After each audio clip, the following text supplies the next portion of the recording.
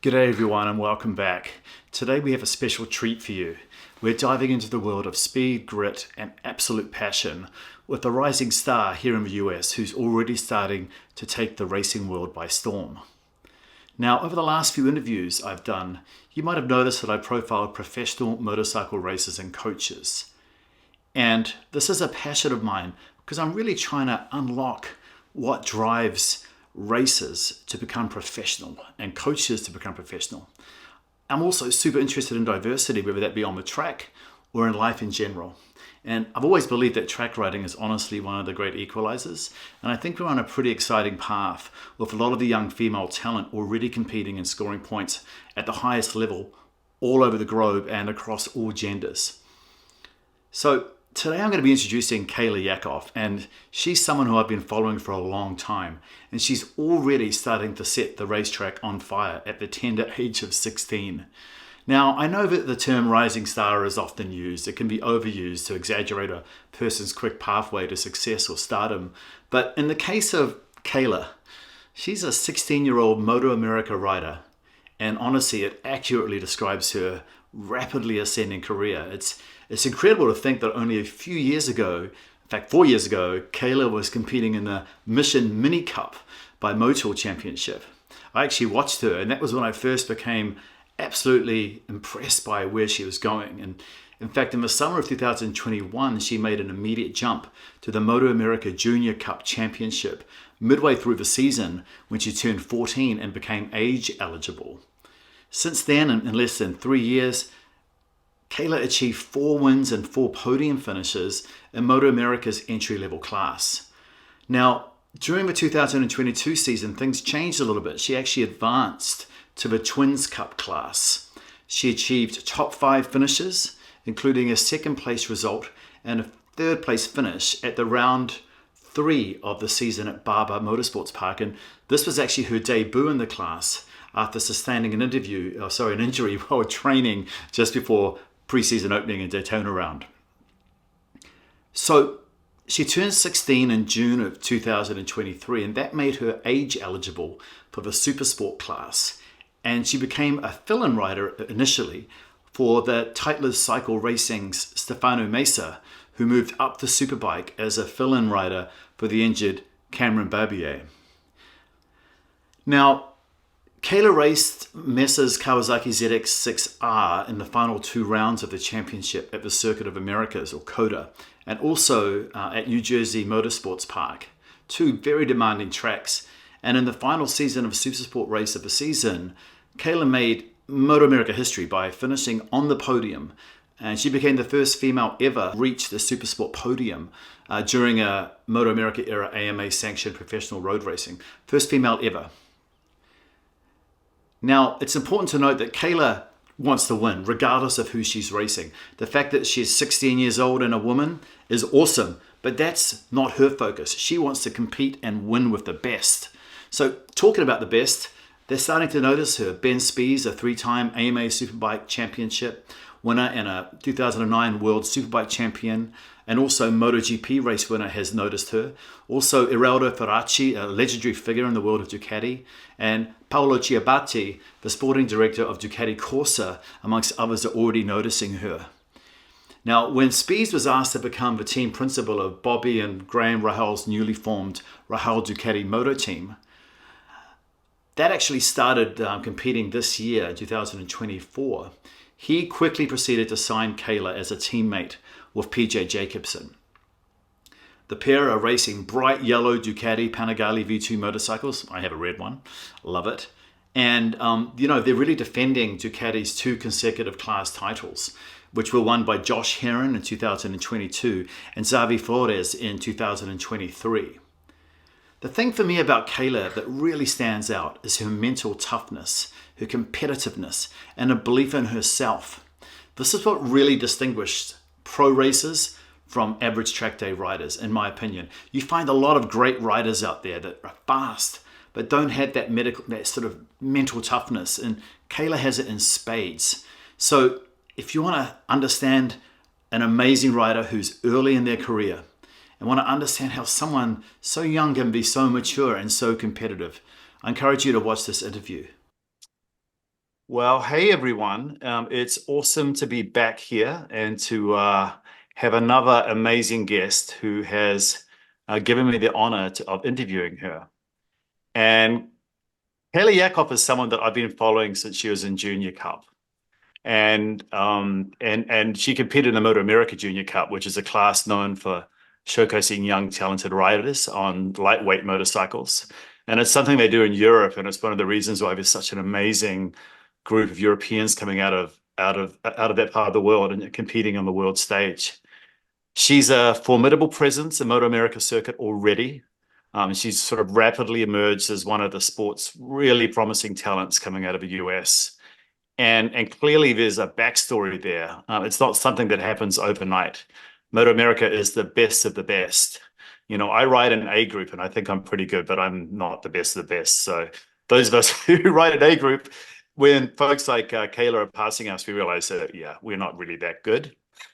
Her journey in Moto America began with a passion for racing. And from what I've read about Kayla, but from a very young age, smaller track bikes, and those bikes laid a foundation. But I'm sure that there's a lot more to it. You don't get to Junior Cup on its own, and I'm sure there's something inside her that not everyone has. And so with that, I want to welcome you, Kayla. Welcome to the interview, and it's awesome to have you here.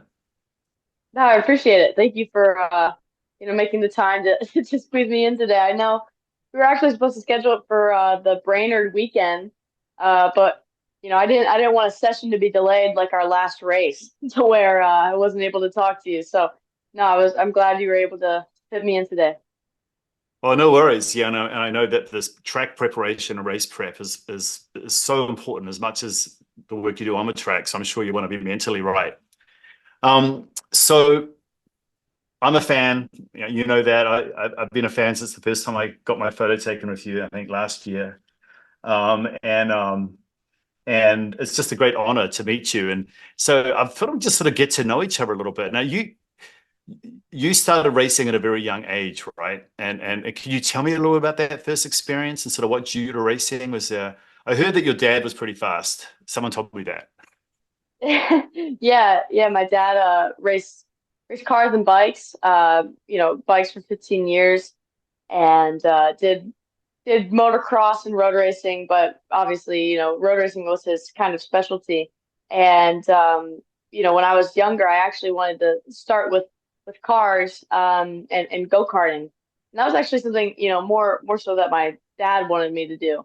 And it kind of showed like I enjoyed it, but it wasn't something that I was kind of like, okay, let's go play at home. I don't want to, be in the car all the time. Um, but then I kind of was like looking through magazines and I saw my dad in this Road Racing World magazine and I was like, okay, like this is kind of cool. Road racing is for sure another thing that I can look at. And so I'm like 3 or 4 at the time. So I'm not gonna be like, well, I walked up to my dad and I told him I wanted to go out and race and I wanted to race just like he did. And at that age, it's kind of hard to jump onto a road race bike. So we started out in flat track when I was about 4 years old. Did a bunch of that stuff. Came into motocross then at around 5 or 6, and then got into road racing, which is obviously what I do now at 7. Wow. So I mean, you knew even before you were five that there was something about it that you really wanted to do. That's amazing. My son is, I have a 6-year-old as well. And I've told him until he masters his bicycle, we're not getting him a Honda 50, which will be the next bike. We'll get him a dirt bike. He's got to master the bicycle first, right? And were you riding a bicycle first at all, or did you go straight to like a motorbike? Yeah, so those little strider bikes or the bikes Yeah. without the pedals, and you're basically just learning balance. I did that for quite a while. Even before I started racing the go-karts and stuff, I was actually doing the strider stuff. And yeah, from there we got a JR50, and then PWs, the regular Cobra 50s, stuff like that, and kept climbing that ladder. That's great. And are you were you raised in like a rural area or an urban area? Did you have access to dirt, or how did that work? Yeah, so I was pretty much raised in where I live now, which is Gettysburg, Pennsylvania. And it's pretty rural. There's not a lot of stuff going on here aside from the tourism and all that stuff for the Civil War things around us. But as for bikes, it's actually pretty decently sized for flat track. So that was something that was really accessible for us. Road racing is not. We have our closest track even now. If we're talking about like a Moto America track, would be New Jersey Motorsport Park, which is still about 4 hours away. So, we still have a little bit of length to go to something like that. But yeah, we did a bunch of flat track down here, and I grew up with a lot of the guys I'm actually racing with now, so it's still pretty cool. Well, that's cool. And it's interesting. So I had the opportunity a couple of years ago to visit Valentino Rossi's ranch in Pesaro in Italy. And Pesaro is a really famous area. It's kind of the area where a lot of these great Italian motorcycle brands came from before the Japanese took over in like the 80s. And a lot of these companies went down, like Moto America and others. And anyway, I got a chance to visit this flat check, and I spoke to a bunch of riders, and they were like, "Yeah, this is how great champions start." And is that normal in the US? Because I'm from New Zealand. Is it normal in the US for kids to start on flat track, or was that kind of unique to you? No, I mean, if you even look at Hayden, right? Nicky Hayden, that Yeah. was all the Hayden's did, and obviously all of them were really accomplished motorcycle road racers. But even sorry, excuse me. Even Yeah. now, you look at JD Beach, Hayden Gillum, all those guys that actually grew up in that family, almost the Hayden family. I mean, they ride flat track pretty much every day. I mean, JD Beach was a professional AMA flat track racer up until this year, and they're still insanely fast on bikes. But even, my teammates, PJ and Corey, they had their fair share of flat track experience, especially in, AMA and stuff like that too. So I think it's a pretty common thing for a lot of, especially American road racers. But road racers in general, I think it's a pretty common thing. But especially for America, I mean, I think it is the most accessible way aside from motocross to get into bikes. For sure. That's helpful. It's interesting. And so what I've learned when I talk to people like you who are very competitive, I was talking to Mallory last weekend at the track, and she just wants to beat everyone. We love each other off the track, but we just want to kill each other on the track. And I think that's the difference between someone like me, who I'm not super competitive with anyone but myself, right? I'll go to A group, and I think I'm probably like mid pack in the A group, thinking I'm okay. You're going to be coaching me in a couple of weeks, so you can tell me if I suck or not. But like, I'm not competitive enough to get on a track and want to beat everyone. So for you, like, clearly you're competitive. So was there an age or a time when you realized, like, holy shit, I don't like losing. Like, I want to win. I want to beat people. Was there a I moment, or mean, were you always yeah, like that? it was always like that from that first race, Even now, like in a class where it's pretty credible to even get into the top 10, I still want to go out there and beat everyone. And it's always going to be the same way. And even at a track day, you see a guy on a 1000, especially for me, if I see another Moto America guy out there on a 1000, I want to be like, okay, I want to see what times he's doing because I want to go out and try to, try to hang with that. But no, I've always been a really competitive person inside and outside of racing. Well, you passed me at the Ridge a couple of weeks ago, and like I'm doing like a 2:05 at the Ridge, so I'm slow, right? But you passed me, and so did Mallory on her R7. I was on my 660, and I think maybe you guys were having it out a bit together. I'm not sure, but I know you raced in different classes, but that's cool. So okay, so you're competitive. You started at a young age, and there've definitely been some milestones, but as you think about now that you're racing in the Superbike class, right? Super sport, super Super sport in sports. Moto America. That's right, because you're riding a V2. That's right. Yep. And what would you say was your like proudest moment to date? Like, if for someone so young, not that it means anything, but like, For you, what's the thing that makes you the proudest? I think of a couple things, right? Like obviously last year I was able to get on the Supersport podium, which was super awesome for me. I mean, one of the youngest to ever do it in Oh, Supersport, yeah. but also one of the first female in the Moto America era of racing here, to do that. And then, the year before that, I was able to win four, really five, but four races in a junior cup, Yeah, I which remember that. is a pretty cool accomplishment. And I was able to go to Europe again that year and get on the podium with this World Superbike paddock, which was really awesome. So those are probably the three that really stand out. But I've been really fortunate and lucky to have uh, such a good career so far, even though it's just kind of ramping up.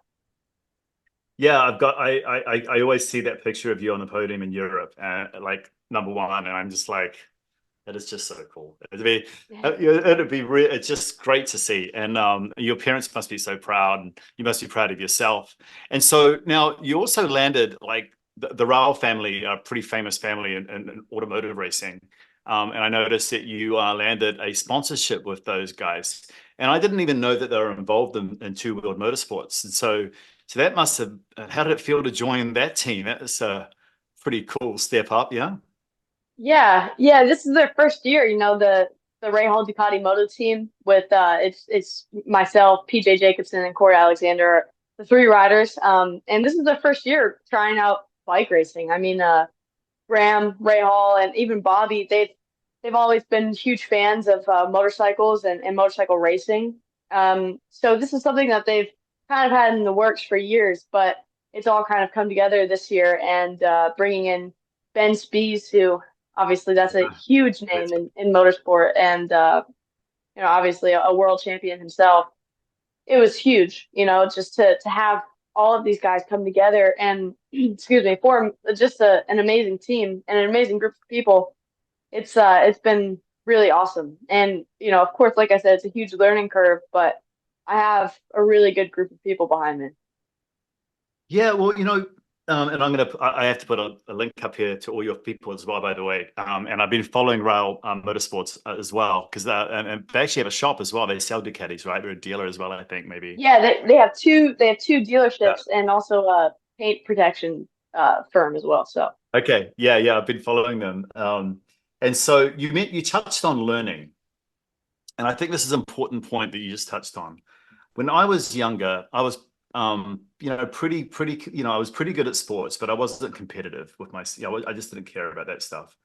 But I also didn't like to learn. I didn't like anyone telling me what to do. I knew everything. And honestly, I feel like if I had started riding track any younger than 40, I wouldn't have been progressed as fast as I am because I was not open to learning. I was just like, I've been riding on the street for 30 years. I know what I'm doing. But starting older, when you get older, you kind of learn that it's okay to listen. And I've learned so much from listening and learning. For you, like for learning, there must be something about you. I don't want you to give away your trade secrets, but there must be something about you that is willing to learn that a lot of people at your age just don't have the patience for. Do you see that, or am I on the wrong track?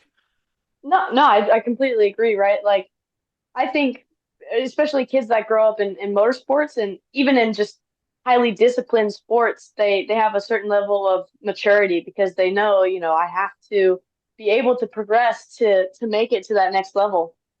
So in order to do that, you have to keep learning and you have to take in all the knowledge and all the feedback that you get.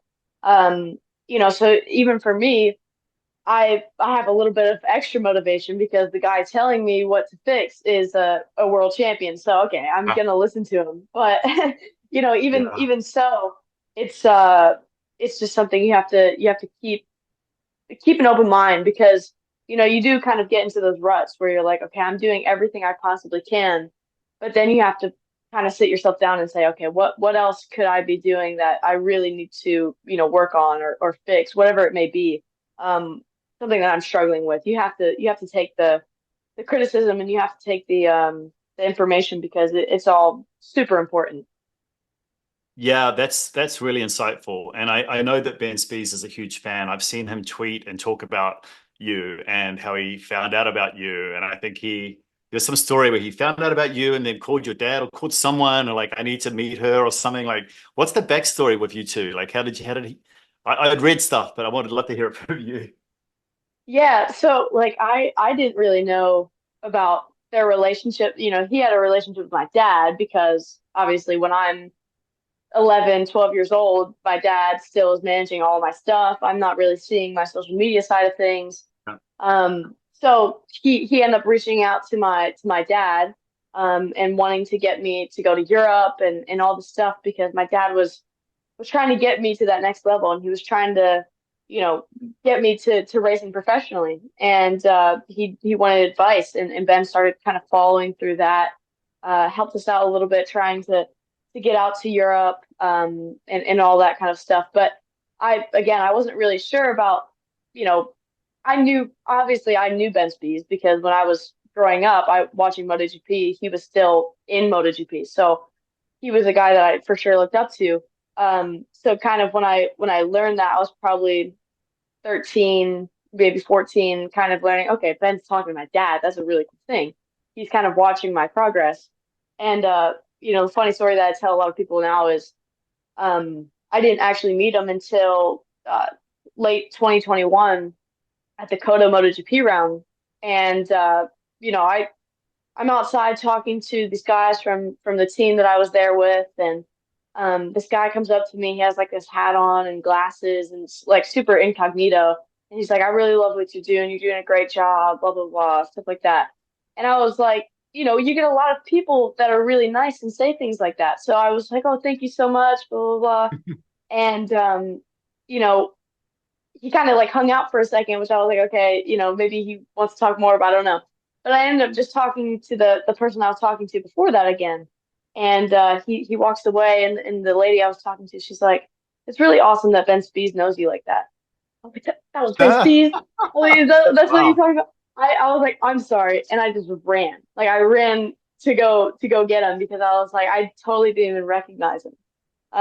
No, but that was the first time actually meeting, and we ended up talking a lot more after that, because that's when I started actually going to Europe. And yeah, at the end of last year, everything just started coming together. We talked a lot more about just how to keep progressing and finding those new limits, new goals. And yeah, he put in a good word, and we ended up working together this year. And it's yeah, I wouldn't want anything else. Yeah, and so it sounds as though you're eager to learn, surround yourself with people you trust. And and you also mentioned sometimes you get in a rut but as you break through different levels. And I suppose the only way that I can identify with that is, I did like the Yamaha Champ School, I did California Superbike schools, I did lots of track days, I did coaching of different people. And and then one day my knee hit the curb and it gave me a big fright. It's like, oh my God, what's going wrong? And oh shit, I'm dragging my knee, which I know sounds like nothing to you, but for me it was like a big breakthrough because I wasn't trying to do it. It just started happening because my lead angle was right and and I had tried for a long time to get to that point. And for me, that was a little breakthrough for me. And then I got to like under 2 minutes, 10 seconds at the ridge, which you're like, that's so slow. But for me, it was a big breakthrough. And so I suppose for you at your level, you're learning, you hit a dry period. And when you break through a hump, is it like a breakthrough, like whole nother level for you? Or is it just like, how does it feel? Like, do you feel like you're unlocking things, like really unlocking things? Yeah, yeah, like for me, at this point in time, like the times between myself and the leaders are so close. Like we were at Barber just a few weeks ago, and I So, was only point I was only about point three off of the front row, and I was in like 13th place. Like yeah. that's crazy. And that was a qualifying session, right? So, at this point, it's not really times. It's more so like position, final position. So for me, breaking into the top five. Okay, now I'm on the podium. Okay, Mm. now I want to be consistently on the podium. I want to be consistently in the top five. Okay, now I want to win a race. I want to win multiple races. So you kind of, I look at it that way. And then end goal, I want to be top 10 in the championship or whatever it may be.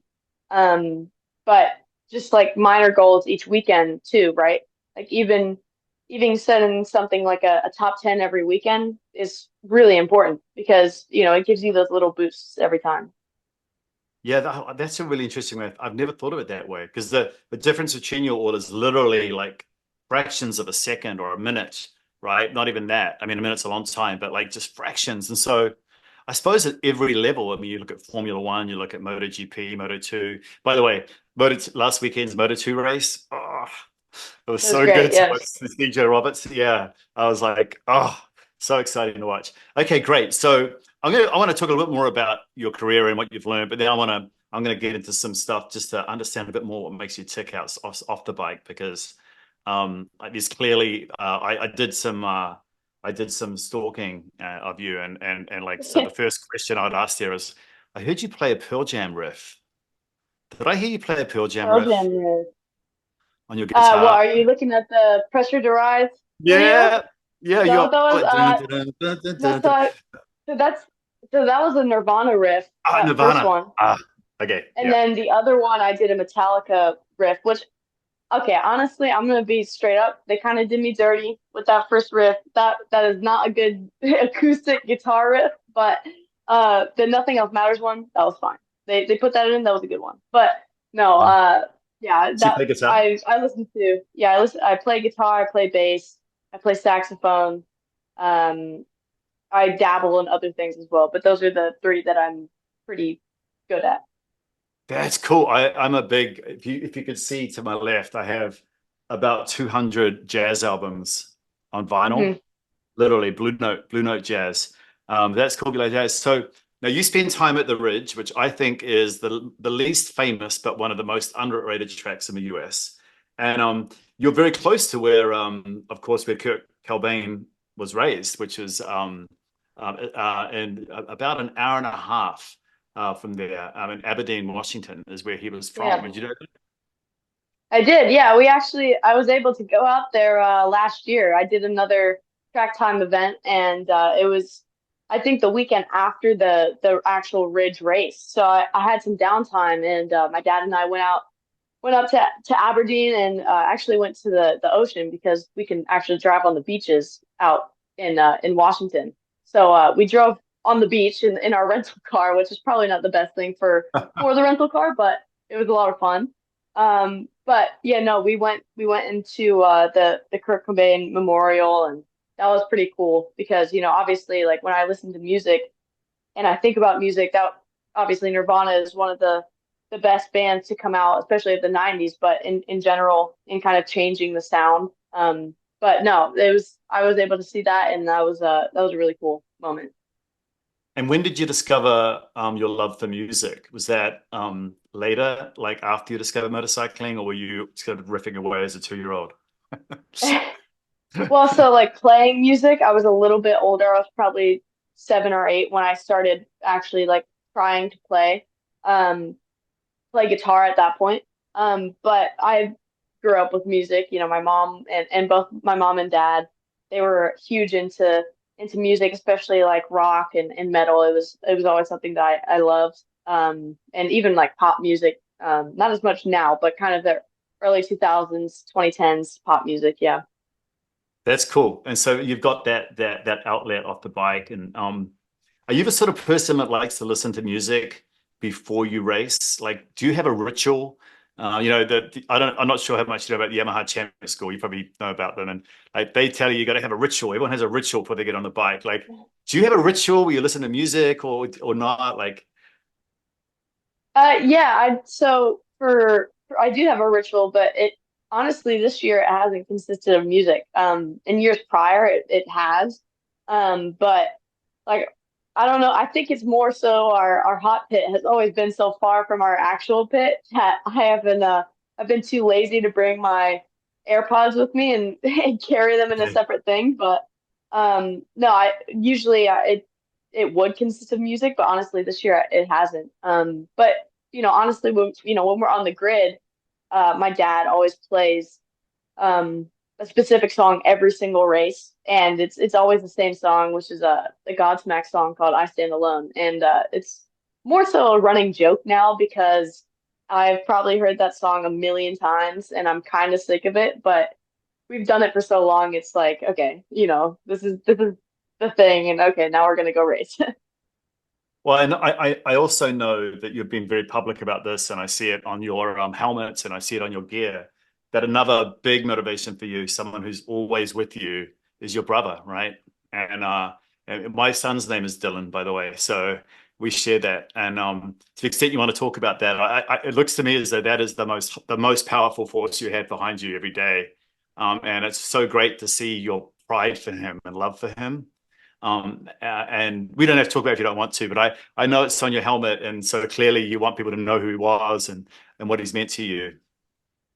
Yeah, of course. I mean, even, on my helmet, and I made it super important that, on the back of my leathers, I have on the underarms the logos for Dylan as well, because, that's something I look at every day. He was a huge role model for me, obviously being my brother and an older brother, you always look up to them. And it obviously that was a huge loss for obviously my entire family, but for sure for me, because we didn't get a lot of chances to see him since he was out in Philadelphia. He went to Temple University, got his degree, but it was all during COVID, so we didn't get to visit him Mm. very much. And in the last few months of him staying with us here at the house, obviously before he passed, it was great because I finally got to reconnect with him again as I was older, because I'm a 10-year-old kid before he goes off to college. You don't really want to hang out with your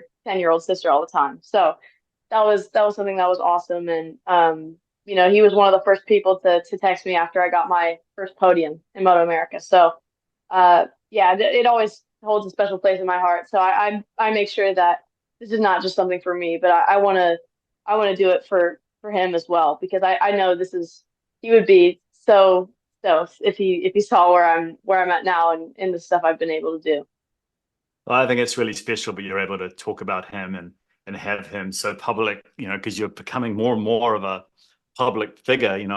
I've been getting this magazine for years, and it just so happened you're on the front cover and of the latest issue here in June, and so that's cool that you're doing that, and I think it's wonderful. And clearly, your family, you talk about Ben Spies, and you talk about um, coaches and mentors on the track, but clearly, I mean, I could tell when I very briefly met your father that I think you guys had a trailer together at the park last year, and that he's super proud of you too, and tell me a little bit about, to the extent you want to share, tell me a little bit about, you've obviously got a mom and a dad, and they've had I'm assuming they had a big influence on you as well. And how have they shaped you and the person you are, Kayla?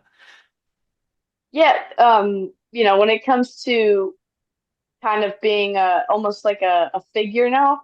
My mom's pretty afraid of public speaking, so uh, I don't necessarily get that one from her, but I try to hold a lot of the morals that she has. She's a really kind person when it comes to that, and same with my dad. I try to, outside of the public speaking thing, I try to carry a lot of the same traits and just be smart about the decisions I'm making, because as I'm getting older now, I'm making decisions for myself. So, he has a lot of business experience, especially since he owns his own businesses, that I actually, you know, they used to be on my suits, but now Oh. it's more team oriented stuff, but his businesses and stuff like that. So I try to carry both of their traits, along with me. But yeah, being almost a figure now especially the side of American racing, is pretty cool. And I try to do my best to put out the best example possible. So tell me who your sponsors are and how they found you, or did you find them, or like, because a lot of racers I meet, they spend so much time just trying to get sponsorship. It's a big part of, and I know it doesn't come easy, but being a performer and a winner helps. So tell me about who your sponsors are and how they found you, and like, when a sponsor comes to you, do you just take anyone, or are you quite, are there some principles for you around who you want to be associated with?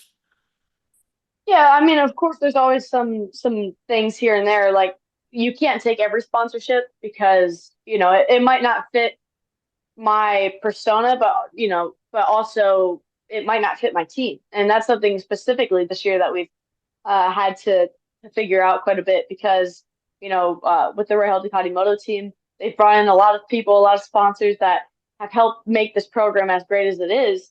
And, you know, with certain sponsors, say like an exhaust sponsor, I can't take any other sponsor than Termignoli, which is what we use. So, obviously now we kind of have to filter out a couple of sponsors here and there, but any support is good support. And my sponsors, the longtime sponsors for sure, have been Mission. Yeah. They've done so much for me over the past 3 years, and it's been amazing just working with them. And just seeing the cardboard cutouts every weekend is always something that's pretty funny. Wasn't there But a having cereal or people that something, like a breakfast cereal that I saw you on? There was they have, something. they have, Yeah. yeah, they have like chips that are Yeah. shaped like That's right. motorcycles and stuff like that. Yeah. Yeah, Yeah. I saw but those. Mission Food with So Health. Mission, so Yeah. they do like tortillas and like Ah, wraps, tortillas, salsa, chips, um, all that kind of stuff. So it's pretty cool, and they have a lot of options too because they're low carb, low calorie yeah. options. They're always like it's super accessible. But anyways, yeah, that's probably one of the main sponsors that really helps me out. HJC, I've been with them for again another 3 years. HJC helmets, I wouldn't be in anything else, honestly. It was such a game changer. Like going into a season, uh, I was basically forced to wear the helmet because I was with the team that was wearing the helmet. Um, and that was the best thing that could have happened because that helmet fit me so perfectly that I haven't had any major incidents with that helmet so far. So I'm really fortunate. Alpine Stars this year helped out a lot. I've been wearing their boots since I was little. Really? So Yeah. that was a huge thing for me as well. I have a lot of silent sponsors that help out. But especially the ones on my helmet that are there every weekend. Taylor Home Comfort hopped on this year, and they've been huge. Huge thanks to Anthony. But all of our team sponsors are super important, and those are the people that obviously make that team as great as it is. Yeah, for sure. I mean, it must be such a balance, as a professional trying to balance all those things. Maybe one day you'll be able to sell something like this. So this is Leish Espargaro's knee puck, Hmm. uh, a signed knee puck, a knee slider that he used when he won his first GP race. Yeah, Okay, so that's I love awesome. this sort of stuff. So maybe one day, like, I'll have like one of yours, That's Um, awesome. yeah, no, I've got stuff all over the place. So that's awesome. So, I want to make sure that I'm really respectful of your time. And I've got some questions around, we've talked about your support system, we've talked about your career, and your personal life and all the influences you've had. Um, do you ride on the street? No, I don't. We've had this conversation a lot recently, just Yeah. myself and some of my sponsors, but I just was able to get my driver's license. So I'm just into this realm of being able to kind of get these things. But for me, if I were to ride on the street, it would be in like a group setting, like if the Ray Hall guys wanted to do like a group ride, I would do something like that. But I can't see myself really riding on the street alone, just because of how dangerous it is, especially now. And my commitments too, you kind of have to think, I can't really skydive, like I can't do that stuff. So it's Right. risk versus reward on a lot of things. But yeah. Yeah, that's I'm hearing this. There are some like pro riders that I see on Instagram like riding on the street a lot and doing crazy stuff. And I always wonder, like, man, like that's an expensive accident if something happens to you. Yeah, yeah. Interesting. Interesting. Yeah, of course I forgot that you're at that age where you're just getting a driver's license, which is crazy. Now do you have a favorite track? I know you're not supposed to have favorites, but I won't be hurt if you say Yeah, it's not the bridge, by the way. It's okay. no, that's honestly one of probably in my top five is the Ridge. It's just because of how technical it is. And that's really what I like, the technical flowing stuff. Like my favorite is Portimao in Portugal, and also Barber Motorsports Park, which is in Alabama. Just both of those tracks are super fast flowing. Um, you have to have perfect laps each lap to be consistent, to win a race there. And that's something that I really, really like. As much as I love Road America, which is the track we Yeah. just were at, uh, it's one of those tracks where you just have to play the draft and you have to have a fast bike, you have to be there, that kind of stuff, where it's not as Okay. much rider input. Not to Ah, say that you can't lose a lot of time because you're not going fast enough, but um, if you're not necessarily the best rider at a track like Barber or even the Ridge, it'll show on your lap time. And I think that's something that I really like. I'm looking forward to you teaching me. So I'm going to turn up with my V2, which I built purely for track. And I'm really curious what you think of it because I'm moving from, 400s to 660s to V2. And I think if I had started riding on a track as a younger person, I would have turned up on a leader bike and would have been the wrong thing. So I'm really glad that I went that way. But I'm super excited for you to coach me. It's going to be so much fun. So, okay, so you turn up in Europe, right? And I don't know how many people know you. And I try not to bring up the gender thing at all because it doesn't matter. Like it's just not important, right? I'm like, I don't care. But you turn up in Europe. I'm curious that the tracks feel really, really, really, really, really different. And then when you took your helmet off, were people like, wait a minute, like tell me about that. Like, was it your first trip overseas in your life, by the way, or was it? No, I did a full season of this cup called the Blue Crew R3 Cup, Ah, European R3 Cup, and so I did a full season of that. Aside from the last race, so I got to experience Europe, and then obviously last year I went to Spain, did a Spanish championship, in between Moto America rounds. But no, I mean, some tracks, most tracks, like when you look at the GP grade tracks, they're a little bit different. Like, it's almost as if you had a track like the Ridge where it's so smooth, and or Barber where it's so smooth and amazing, but that was on like steroids, and it was like, you know, double the width. mm, You have gravel traps instead of just grass, and just the paddocks are a lot bigger. But honestly, the layouts, I think you can only go so far with that. mm. I've been to Mugello last year. I got the chance to go to Mugello, and I was actually pretty surprised because it was a lot smaller and narrow than I thought it would be. And the biggest thing as a rider that I think of is the paint. The paint and the curbing. Mm. And when I go to Europe, a lot of the paint and curbing you can just be fully free on. It has just as much grip as the track, maybe even more at some places. Wow. But here that's not always the case. Wow, that's crazy. Yeah, I mean, I suppose I've ridden Laguna, Thunder Hill, Sonoma, the Ridge, and not as many tracks as you, but when I go if I go to Thunder Hill, and I'm sure have you been to Thunder Hill before? No, but I know the layout. The Yeah. one of the But layouts. well, they have that back track, which is really small and technical, then the front track, which is bigger. I suppose it's kind Mhm. of almost kind of comparative, I suppose, when you talk about the different types of tracks. And I didn't know about your R3 experience in Europe, by the way. That's cool. I clearly wasn't stalking you enough on social media.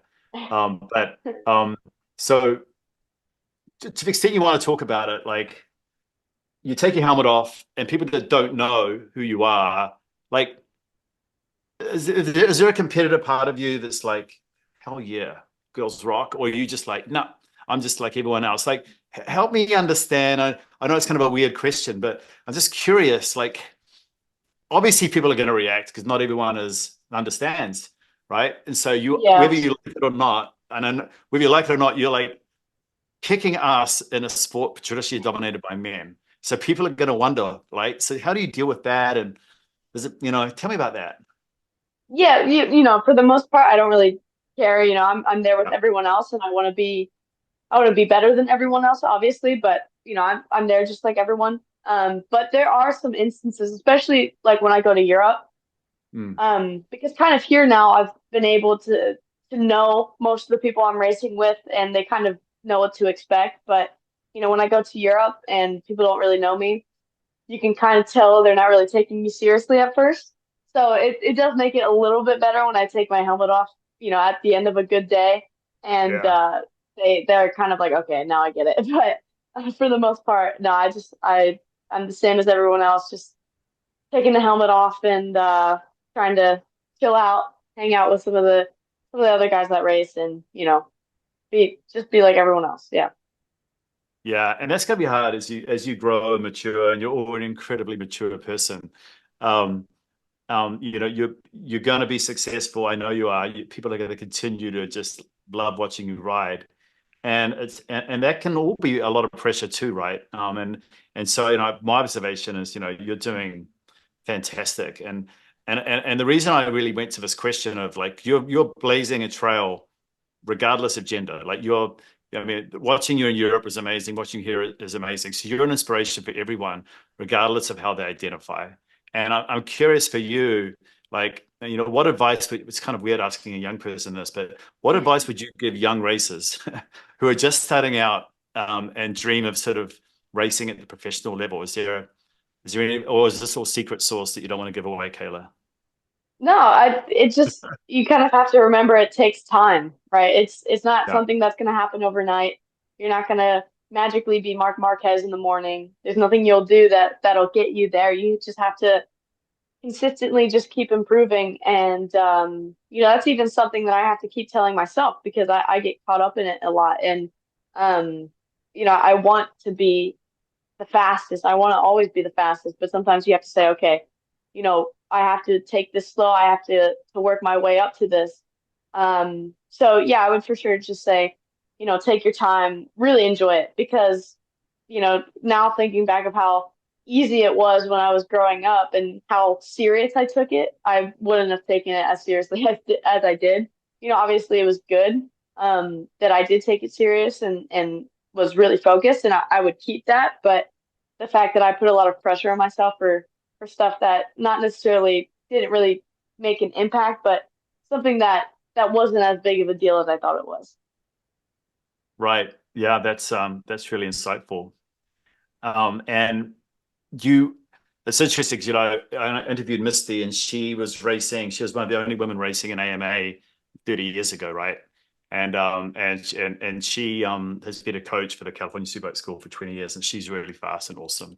And I'm then interviewing Mallory, who's a different generation, and she's great. And just sort of meeting you all at different stages, and then it's just for me, it's really cool to watch. And so I think people will really appreciate that advice. And so I'm going to get a couple more questions, but you're still in school, right? So how do you manage that? Like how are you I won't ask you how your grades are, but you're still in school, so that's important to you as well, right? Yeah, yeah, no, education is something that's always been important, especially to my mom. My mom's always valued my education a lot, and so you know, if I don't get good grades, I'm not racing, and that's always something that we've talked about. But no, I do online now. I used to actually go into school and um, I guess participate there, but since we've traveled so much and it's just constantly traveling, I would miss too much school to actually, I guess, learn anything if I would be there. But no, I mean now I'm doing online school. In the fall, I'll be a senior, and I should be graduating early, which is always a good thing. But I'll probably be taking some dual enrollment classes to maybe even do some college stuff at the end of the year. And yeah, That's cool. Well, it's a lot to manage. And now you're also teaching, which I think is cool. I'm really, really curious about how you or why you decided to teach, especially like teach slow old men like me, which you'll be doing in a couple of weeks. Like, so. By the way, I'm really scared. I'm a big Ducati person. I have many motorcycles, and um, realizing that they're not bikes that you ride to Starbucks and hang out on. They're actually made for the track. It's really important. everyone listening. But I'm kind of scared to get on it on the track, and so like I'm really looking forward to to your help. And I'm not, and I want to learn. And so, how did you decide to instruct? Was that something you purposely decided to do, or did someone reach out to you? Um, it kind of just started with, doing some local races at the end of last year and even some track days. And, I would see some people struggling and I kind of wanted to help out. Like I had a little bit of knowledge of maybe this or that, and I just wanted to kind of give them, not only my feedback, but just try to help them move in the right direction. And I think for me, what kind of pushed me to do it, because obviously there are a lot of coaches out there. There are a lot of people that maybe even some racers that do coaching, but there's a lot of track day coaches and stuff like that as well. Um, but for me, I think it was something that was unique because I'm still learning and I'm still figuring things out on my own, which gives me a really fresh perspective on a lot of things. Um, so I think that's really useful is as someone who's continuing to learn to kind of articulate a little bit better to the people I'm trying to help out. So yeah, going into this year, we that was something that I thought was a really good idea. Outside of racing, you're probably only going to race for 25 years, 30 years at most, right? You kind of have to look to that after side. What am I going to do after racing? And we're already starting to think about that. So this coaching gives me another outlet to go to when I'm done professionally racing, and also just something to for me to focus on. Right, I enjoy helping people, and yeah, it was a good choice for me.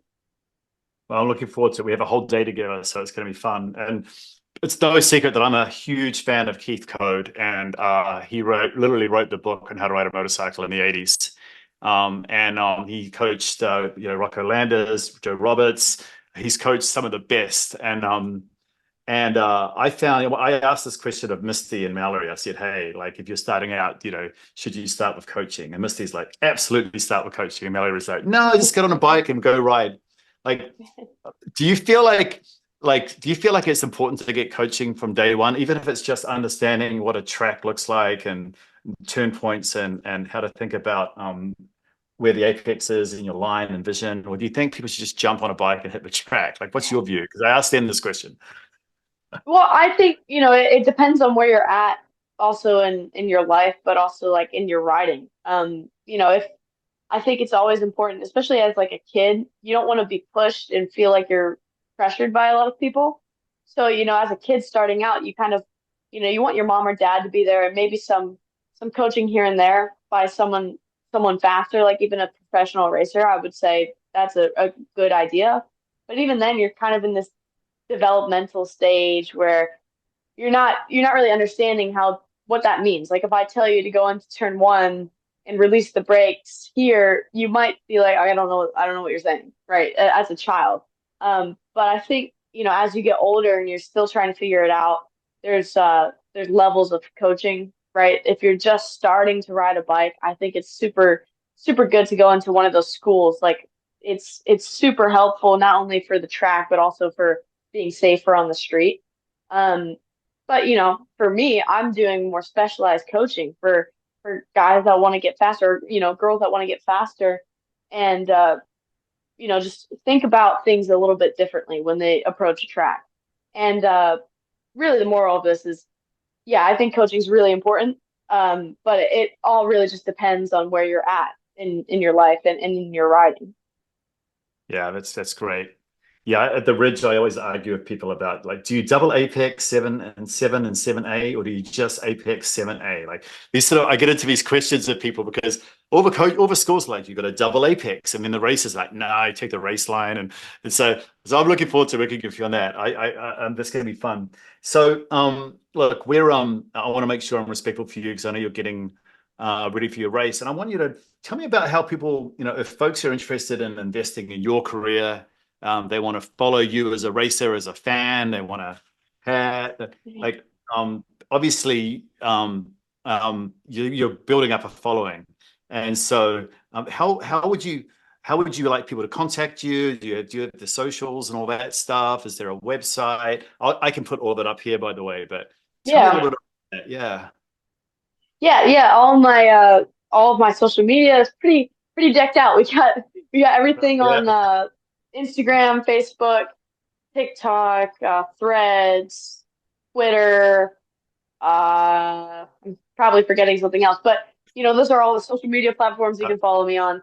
Obviously through Moto America, watching Moto America Supersport this year. I'm number 19, not 31 this year, but we're Oh, number 19. an old hat.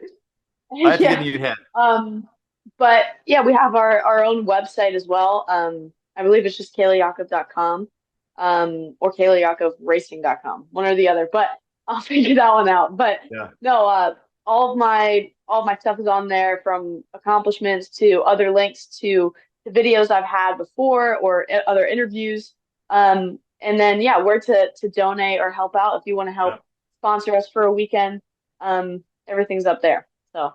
Oh, so people can sponsor you. Oh, so I have a company, for example. I could sponsor you Mhm. for a weekend, and what does that look like? Like, do you get like a little logo somewhere, or like how does that work? Yeah, so for sponsorships, right? This year, what we've done is each weekend we've been able to rent out a helmet spot. Ah, Obviously being on teams now, kind of the helmet is your own personal thing. So each weekend, what we'll do with a sponsorship is someone will come in. They'll obviously ask for a sponsorship for the weekend, yeah. which is always really appreciated. And what we'll do is we'll do a video. Coming into the weekend about the sponsorship, showing off the logos, the helmets, and that I'm wearing that all Moto America weekend, and then in any training up until the next Moto America weekend where we have a different sponsor. That's cool. And I have to say, I was very jealous of your suit when I saw you at the Ridge a couple of weeks ago. Your suit looks like it's like made for you. Like I have a Dainese DS suit off the shelf, and I think it's pretty awesome. But I looked at your suit, and I'm like, man, that's been made for you. Like, what was that suit? Was that an Ace? Who made that for you? Yeah, they're all Alpine Star suits. Yeah. Okay, okay. And did they make them? They custom make them for you, or? Yeah, and that was actually a really cool process because I actually wore Alpine Stars a couple of years ago, another custom suit, and obviously I've grown quite a bit over those few years.